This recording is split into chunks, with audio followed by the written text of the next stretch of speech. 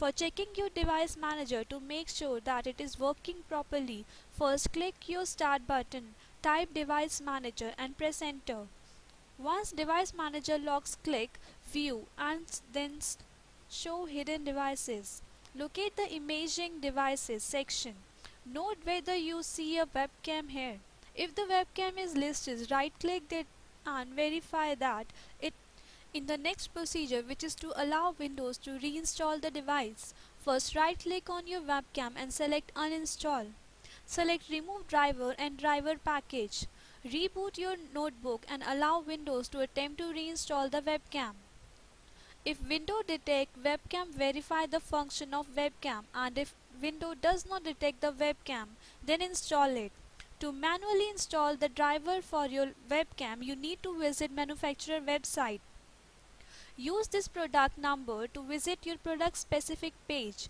Go to driver and software and locate the driver for your webcam and download it to install with driver, then reboot the PC.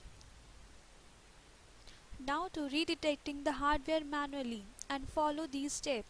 For this, first disconnect all external devices and shut down the notebook. Remove the battery and AC power. Then press and hold the power button for 10 to 15 seconds.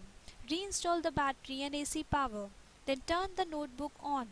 Once Windows is loaded, go back to Device Manager, Selection, Action and then scan for hardware changes. If Device Manager detect the hardware, allow it to install.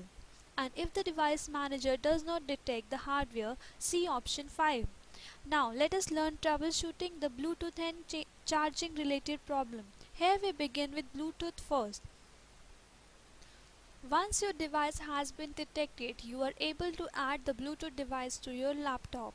Another way is to enable to pair with a Bluetooth device. If the Bluetooth enabled device is set to discoverable mode, and attempt to pair the device with the notebook are successful. Do verify the devices are within 1 meter of each other and that they are exchanging the correct passkeys. Some devices have a default passkey which is a set of manufacturer, while other devices allow you to create a unique passkey. If you are not certain that you are using the correct passkey, select the device in the discovery window. Delete the connection and go through the discovery and pairing process again. If you are certain that you are using the correct passkey, confirm that you are entering the passkey correctly and that create a caps lock and num keys are not accidentally turned on. Now turn on the device off and back on. If you are unable to communicate with the Bluetooth device or connectivity problem, then move to the device and computer within the range of the device. Verify the laptop is configured to accept incoming Bluetooth connection. If you are attempting to use Bluetooth with two computer or laptop on your network, try to reduce the number of active Bluetooth connection on your laptop. Now do pairing process again to verify that devices are exchanging the correct passkeys. Right click the device and select properties to verify the computer to trying to connect to the other devices. You can compare the name and serial number shown in the Add Bluetooth Device wizard with the name and serial number of the device.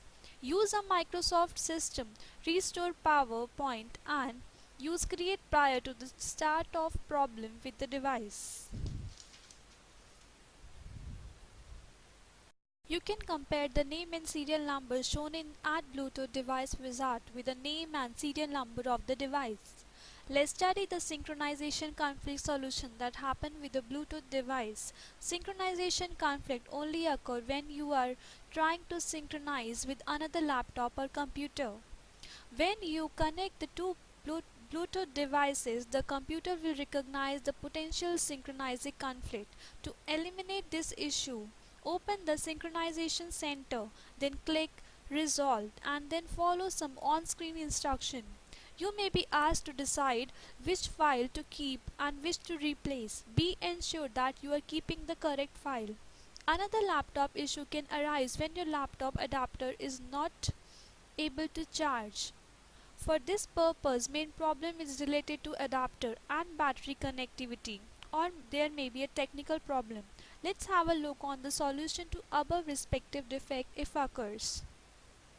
If your adapter shows no light, there is no indication on LED adapter, then verify the AC power cord is correctly installed and confirm the power outlet is functional.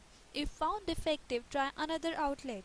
Also plug the power cord into the adapter brick by unplug the AC power cord from the wall outlet and remove the AC power cord from the adapter brick. Now use two hands for attaching the power cord to the AC adapter brick and hold the adapter in one hand. Place the power cord in position over two or three connectors on the adapter brick itself. Now by using the palm of hand, push the power cord in fully, and if power LED on the system is still not on, remove all the media communication devices.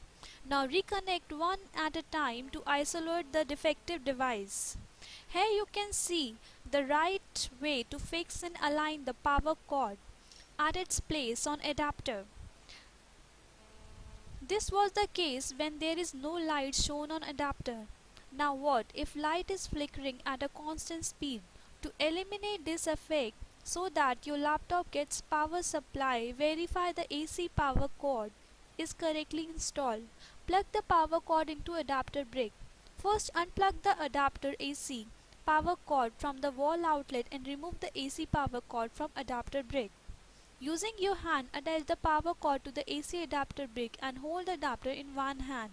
And place the power cord in position over the two or three prong. If there is no replace your adapter, do remember to note specification and connector type of your laptop. Now let's see process to resolve problem if LED is on. For this, confirm the laptop battery is functional by powering the unit with AC adapter. Now press the power button and check for any light on computer. If none, contact technical support, then your laptop system is in warranty. When powering on a Dell portable computer, you may receive an error signal. As AC adapter type cannot be determined, this will prevent optimal system performance. Now strike F3 key, then strike F1 key to continue, and F2 to run the setup utility. Now unplug the AC adapter from the wall and from the portable computer for 5 to 10 seconds. Make sure AC adapter is long enough for the LED on AC adapter. Next, take out the battery on portable computer and browse the online user guide. Click the make and model of computer or laptop and the preferred language. Download the setup guide. Plug the AC adapter into the wall outlet and press the power button. When you are still receiving the same error message related to the power. Now, what if the problem is related to battery of laptop? First, remove the battery from laptop and insert it. Right-click the battery icon in the lower right-hand corner and click the Dell Extended Battery Life option. If that is not an option, proceed to the next step in which you will find click the Battery Health tab. Make note the message on the page if anything other than your battery is performing normally. The battery should be replaced. Now, how to check your warranty expire?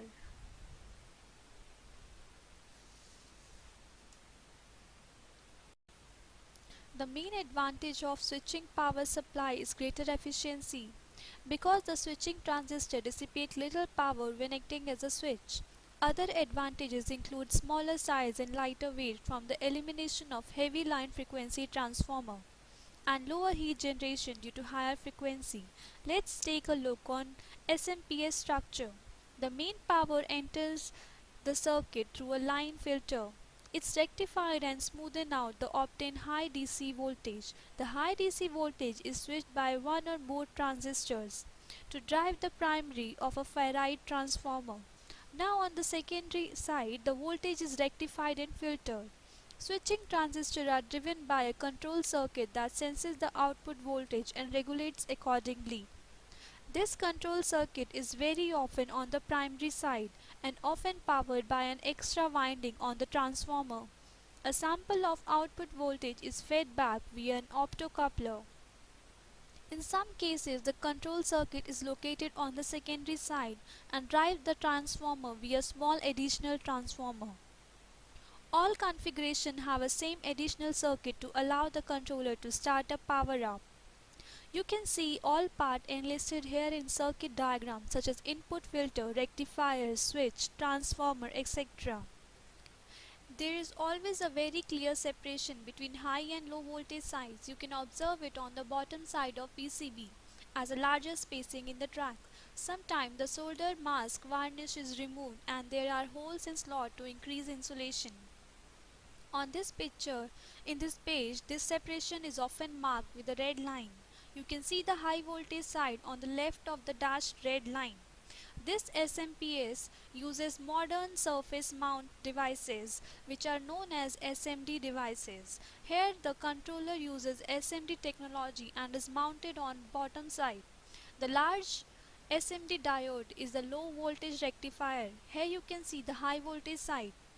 Now look at this picture. The light blue capacitor is the high voltage capacitor connecting the low voltage ground with the main ground. If the ground of the output is not connected to the main ground, a small high voltage capacitor connects these two ground at frequency which happen very often.